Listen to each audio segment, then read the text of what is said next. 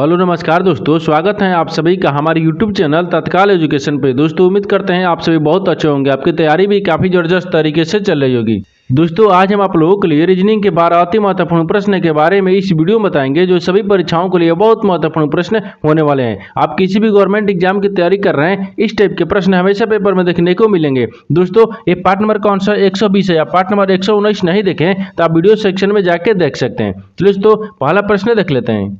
दोस्तों पहला प्रश्न इसमें देखिए, नीचे देखिए श्रृंखला श्रेणी में प्रश्नवाचक चिन्ह के स्थान पर कौन सी संख्या आएगी। देखिए नीचे यहाँ पर आपको एक श्रृंखला दी है, इन श्रृंखला में बताना इस प्रश्नवाचक चिन्ह पर इन चार ऑप्शन में से कौन सा संख्या यहाँ पर भरा जाएगा। देखिए यहाँ पर सबसे पहले ध्यान से देखते हैं इस श्रृंखला किस प्रकार से चल रहा है। ठीक है, देखिए यहाँ पर क्या हो रहा है, यहाँ पर 38 ले क्या हो रहा है, यहाँ पर 37 हो रहा है, 37 ले यहाँ पर 40 हो रहा है, 40 ले यहाँ पर 39 हो रहा है और 39 ले यहाँ पर 42 हो रहा है और 42 ले आपको अगला संख्या को ज्ञात करना है। देखिए इन श्रृंखला को ध्यान से देखने के बाद में हमको क्या दिख रहा है, देखिए हमको यही दिख रहा है कि देखिए यहाँ पर एक बड़ी संख्या फिर छोटी संख्या फिर बड़ी संख्या फिर छोटी संख्या है, फिर बड़ी संख्या फिर छोटी संख्या है, यानी एक बड़ी संख्या एक छोटी संख्या दिख रहा है। जब इस तरह का एक बड़ी एक यानी छोटी आएगा तो यहाँ पर क्या करेंगे, एक संख्या को छोड़कर लिखेंगे। ठीक है, देखिए एक संख्या को छोड़कर बनाते हैं। यहाँ पर क्या लिख रहा है 38 ले यहाँ पर क्या करेंगे 40 को रखेंगे, यानी 38 में 2 को जोड़ देंगे 40 आ गया और 40 ले क्या लिख रहे हैं यहाँ पर 42 लिख रहे हैं, तो 40 में जब 2 को जोड़ देंगे तो कितना गया 42 आ गया।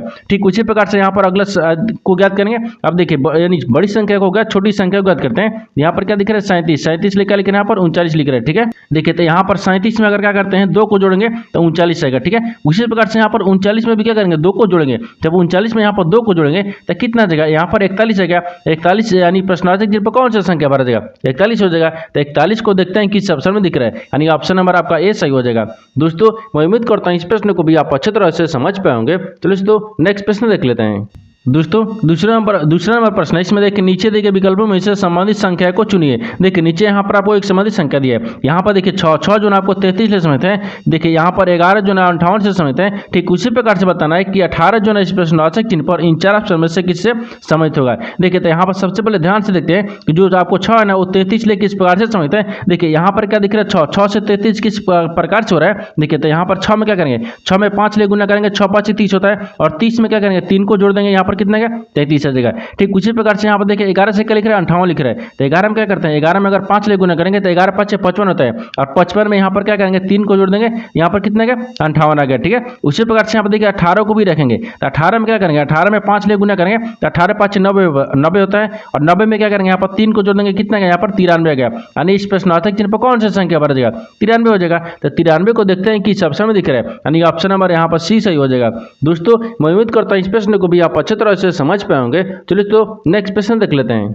दोस्तों तीसरा नंबर प्रश्न है, इसमें देखिए निम्नलिखित प्रश्न में दिए गए विकल्पों में से विषम शब्द का चयन करें। देखिए नीचे यहाँ पर आपको 4 शब्द दिए, इन चारों शब्दों में से बताना है कि 3 एक समान है, एक आपको अलग है, उसी को बताना है कि चारों में से कौन सा आपको यहाँ पर विषम दिख रहा है। ठीक है, देखिए तो यहाँ पर क्या करिएगा, वीडियो को रोककर खुद अपने आप से बनाने का कोशिश करिएगा और 12 प्रश्न में से अपने कितने प्रश्न सही किए हैं वीडियो को लास्ट में कमेंट में जरूर बताइएगा। और इस चैनल पर पहली बार आए तो चैनल को सब्सक्राइब कर बेल आइकन घंटी के ऊपर जरूर कर लीजिएगा, क्योंकि सबसे पहले इस तरह क्लास आपको मिलता रहे। देखिए तो यहाँ पर सबसे पहले ध्यान से देखते हैं कि चारों शब्दों में से कौन सा आपको यहाँ पर एक विषम दिख रही है। देखिए तो ऑप्शन ए में क्या दिया है लाभ और यहाँ पर हानि दिया है, दूसरा में जन्म मृत्यु दिया है, तीसरा में यहाँ पर भारी मोटा दिया है और चौथा में यहाँ पर पास दूरी दिया है, ठीक है दूर दिया है। तो यहाँ पर देखिए सबसे पहले यहाँ पर ऑप्शन ए को ध्यान से देखिए, इसमें क्या दिख रहा है लाभ दिख रहा है और हानि दिख रहा है। देखिए तो यहाँ पर लाभ का विपरीत क्या दिख रहा है हानि हो जाएगा, एक क्या लिख रहा है विपरीत हो गया। ठीक है, ये विपरीत हो गया। देखिए लाभ के विपरीत क्या होता है हानि होता है। उसी प्रकार से जन्म का विपरीत क्या होता है, तो यहाँ पर विपरीत को रखते हैं। ठीक है,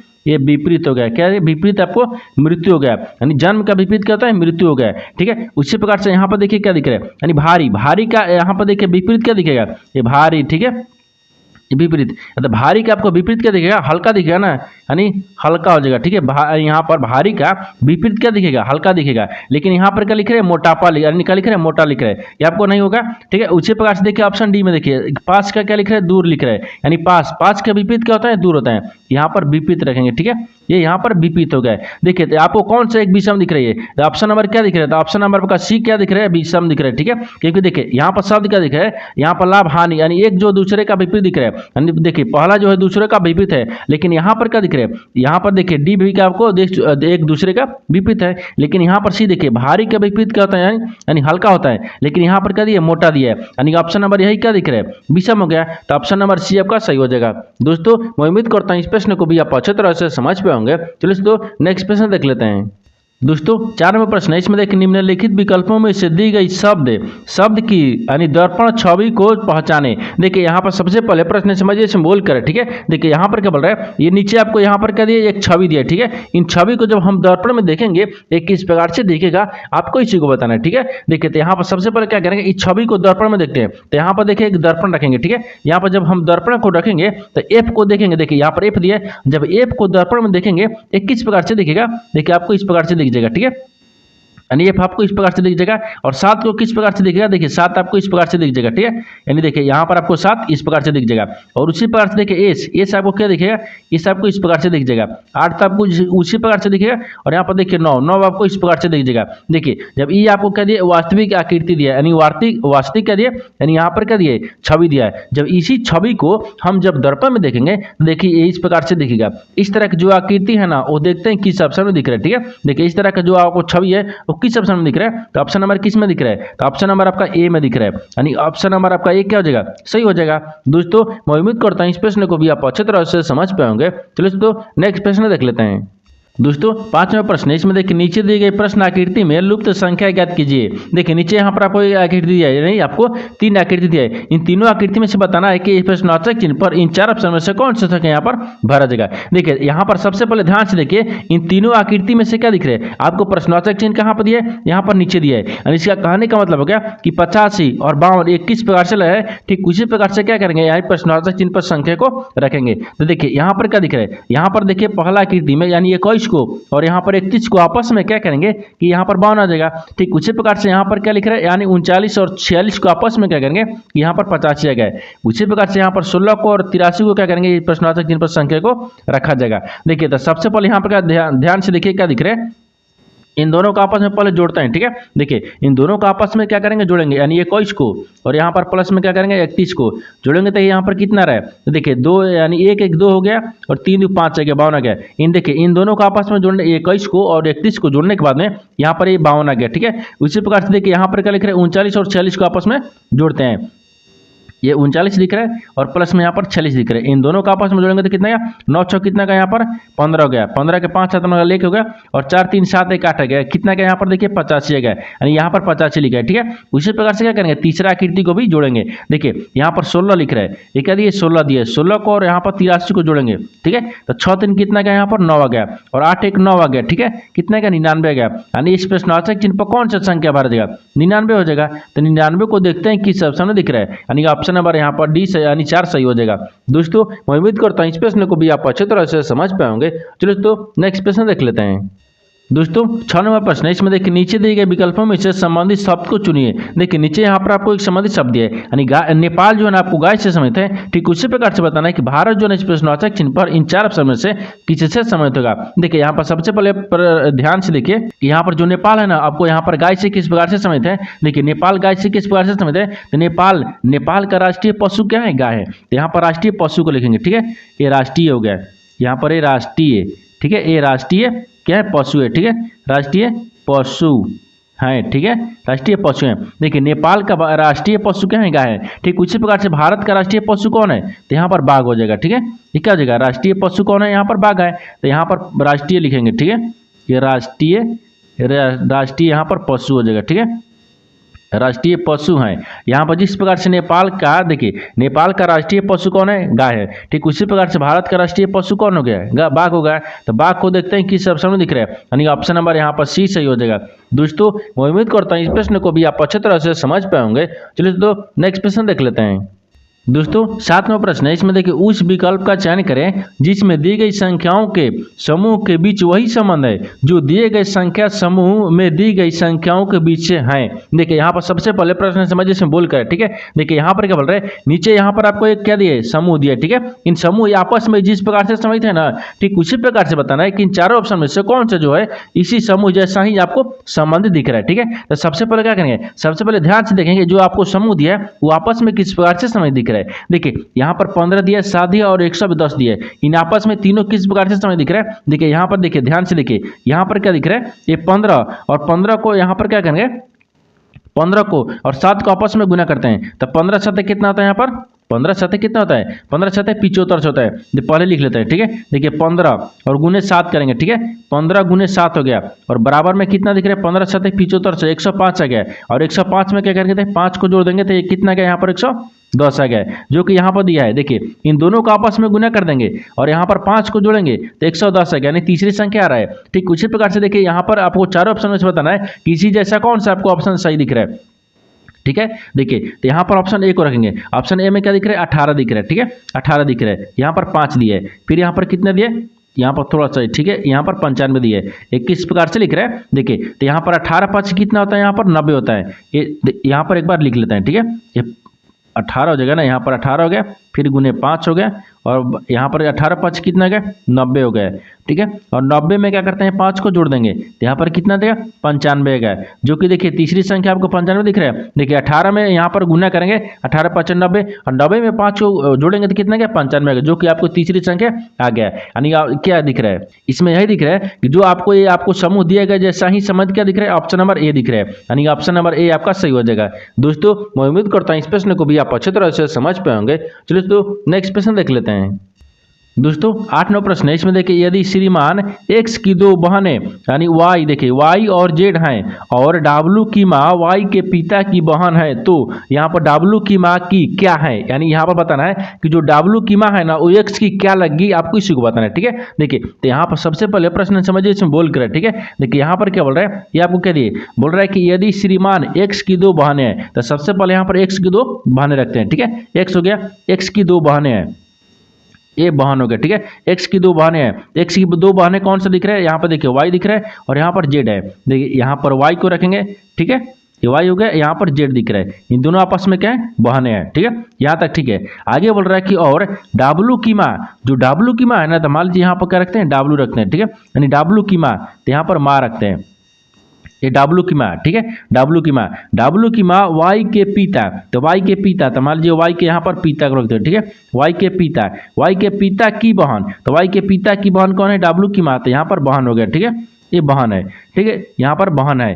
तो W की, देखिए W की माँ X की क्या लगेगी, ठीक है, यहाँ पर वही बताना है। यहाँ पर ध्यान से देखिए, एक बार डायग्राम को पढ़ते हैं और यहाँ पर क्या करेंगे, ध्यान से प्रश्न को सोल्व करते हैं, ठीक है। देखिए यहाँ पर क्या दिख रहा है, बोल रहा है कि यदि श्रीमान x की 2 बहनें हैं, तो यहाँ पर श्री x हो गया, ठीक है, x की 2 बहन हो गया जो कि y और z है, यहाँ तक ठीक है।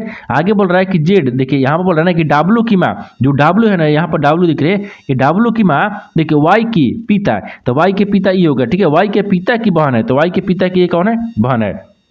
तो W की बताना है कि W की जो माँ है ना वो x की क्या लगेगी, ठीक है। देखिए जो W की माँ है वो x की क्या लगेगी, तो यहाँ पर देखिए ये क्या दिख रहा है, यहाँ पर इसका ये क्या दिख रहा है, यहाँ पर देखिए जब ये आपको बहन है, तीनों आपको उसमें क्या है, ये भाई बहन है, ठीक है। जब भाई बहन है, इसका ये पिता दिख रहा है, ठीक है, पिता, और पिता के क्या दिख रही है, बहन दिख रही है, पिता की क्या दिख रही है, बहन दिख रही है, और W की माँ दिख रही है, ठीक है।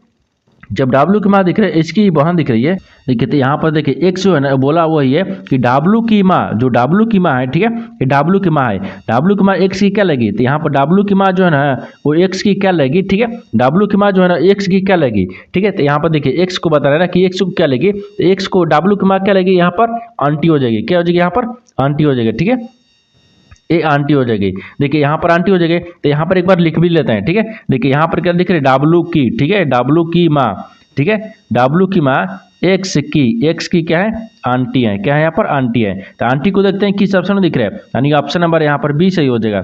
दोस्तों मैं उम्मीद करता हूँ इस प्रश्न को भी आप अच्छी तरह से समझ पाए होंगे। चलिए दोस्तों नेक्स्ट प्रश्न देख लेते हैं। दोस्तों 9वां प्रश्न है, इसमें देखिए उस वे नारे का चयन करें जो दिए गए वर्गों के बीच संबंध को सर्वोत्तम रूप से दर्शाता है। देखिए नीचे यहाँ पर आपको 3 शब्द दिए, इन तीनों शब्द को बताना कि आपस में किस प्रकार से समझते हैं और इन 4 व्यंजनग्राम में से कौन सा व्यंजनग्राम बनेगा। देखिए तो यहाँ पर सबसे पहले ध्यान से देखें तीनों शब्दों में से आपको कॉमन कौन सा मिल रहा है, ठीक है। देखिए यहाँ पर क्या दिख रहा है, गहने दिए, सोना दिया और चांदी दिया, इन तीनों शब्दों से आपको कॉमन कौन सा मिल रहा है, ठीक है। सबसे कॉमन यहाँ पर गहना मिल रहा है, ठीक है, ये गहने हो जाएगा, यहाँ पर क्या हो गया, गहने हो गया, सबसे कॉमन गहना दिख रहा है, यानी गहने के अंदर में सोना भी आता है और गहने के अंदर में चांदी भी आता है, ठीक है। यहाँ पर सोना और चांदी दोनों हो जाएगा, ठीक है।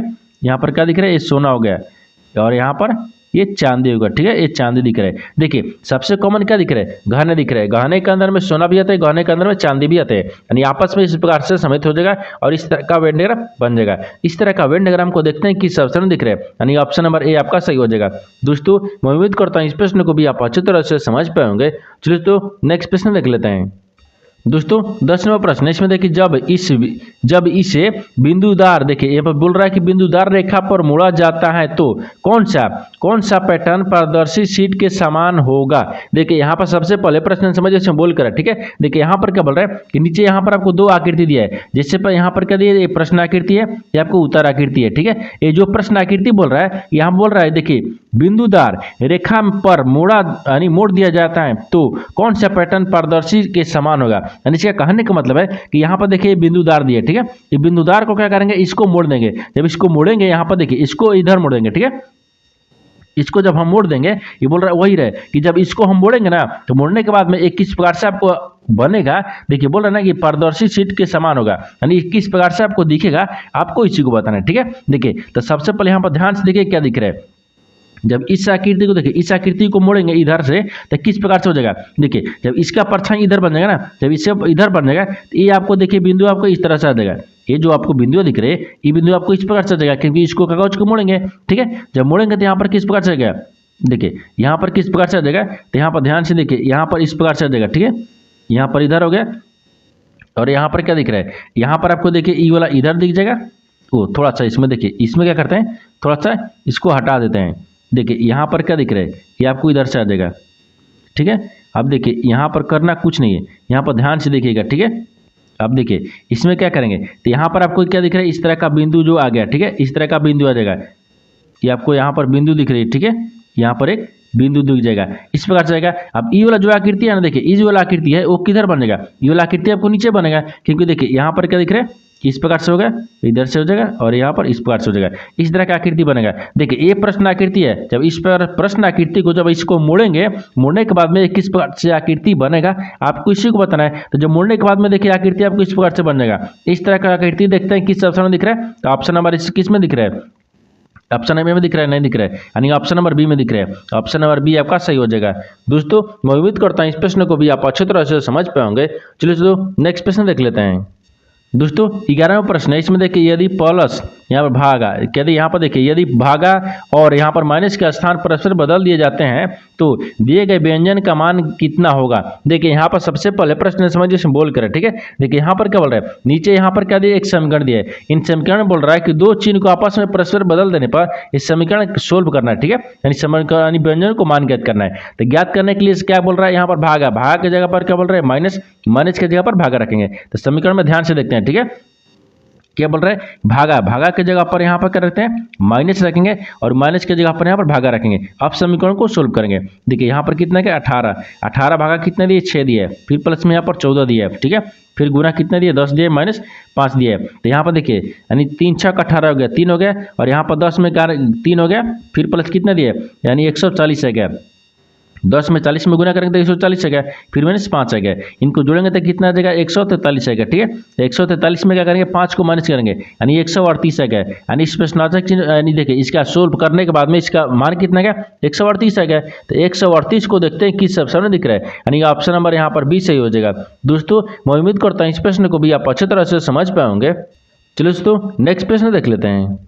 दोस्तों 12वां प्रश्न है, इसमें देखिए यहाँ पर एक कथन निष्कर्ष ले यहाँ पर प्रश्न दिए। ठीक है, कथन के आधार पर क्या बोलते हैं, डायग्राम को बनाते हैं और निष्कर्ष के आधार पर प्रश्न को सोल्व करते हैं। तो सबसे पहले यहाँ पर ध्यान से देखते हैं कथन क्या बोल रहा है, इसके आधार पर डायग्राम को बनाते हैं। ठीक है, अब देखिए कथन क्या बोल रहा है, कथन बोल रहा है कि देखिए सभी लाल सफेद है, सभी जो लाल है क्या है, सफेद है। तो सभी लाल को रखते हैं। ठीक है, ये सभी जो लाल है ना क्या है, सफेद है, यहाँ पर सफेद हो गया। ठीक है, ये सफेद हो गया यहाँ तक। ठीक है, आगे देखिए दूसरा में क्या बोल रहा है कि सभी सफेद काले हैं, सभी जो सफेद है ना क्या है, यहाँ पर काले है, यहाँ पर काले को रख लिए। ठीक है, आगे देखिए आगे आप क्या बोल रहा है, ये आपको कथन बोल रहा है, कथन के आधार पर डायग्राम को बना दिए, लेकिन निष्कर्ष क्या बोल रहा है, इसके आधार पर प्रश्न को सोल्व करेंगे। देखिए तो यहाँ पर आपको निष्कर्ष क्या बोल रहा है, निष्कर्ष देखिए पहला बोल रहा है कि कुछ सफेद लाल है, जो कुछ सफेद है ना देखिए लाल है, यानी कुछ सफेद, यानी सभी सफेद के अंदर में क्या दिख रहा है, लाल दिख रहा है, यानी सभी के अंदर ही कुछ आएगा ना, तो यहाँ पर सही बोल रहा है। ठीक है, सही बोल रहा है कि कुछ जो सफेद है ना लाल है। दूसरा देखिए, दूसरा बोल रहा है कि कुछ काले लाल हैं, बोल रहा है कि कुछ काले जो है ना, यहाँ पर क्या दिख रहा है, काले दिख रहा है। सभी काले क्या दिख रहा है यहाँ पर, लाल के अंदर, यानी काले के अंदर में लाल दिख रहा है। ये भी आपको सही बोल रहा है, यानी 1 2 आपको दोनों सही बोल रहा है।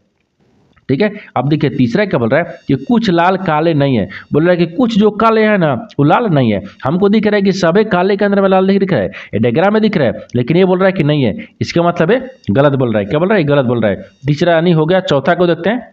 देखिए यहाँ पर चौथा में क्या दिया कि सभी काले सफेद हैं, जो सभी काले हैं ना वो सफेद है। देखिए सभी काले के अंदर में क्या सफेद दिख रहा है, नहीं। सभी आपको काले के अंदर में सफेद है, इस सफेद के अंदर में काले नहीं है, ये आपको गलत बोल रहा है। ये आपको तीसरा चौथा भी गलत बोल रहा है। क्या बोल रहा है, चौथा भी गलत बोल रहा है, यानी 1 2 दोनों सही होगा। देखते हैं किस ऑप्शन में दिख रहा है, यानी केवल 1 और 2 दोनों सही होगा। यहाँ पर क्या दिख रहा है, देखिए यहाँ ऑप्शन नंबर डी में दिख रहा है, केवल निष्कर्ष 1 एवं निष्कर्ष 2 पालन करते हैं, यानी ऑप्शन नंबर आपका डी सही हो जाएगा। दोस्तों मैं उम्मीद करता हूँ इस प्रश्न को भी आप अच्छी तरह से समझ पाए होंगे। चलिए दोस्तों नेक्स्ट वीडियो में मिलते हैं, तब तक जय हिंद। दोस्तों इस चैनल पर पहली बार आए तो चैनल को सब्सक्राइब कर बेल आइकन घंटी के ऊपर जरूर कर लीजिएगा, क्योंकि सबसे पहले इस तरह का क्लास आपको मिलता रहे।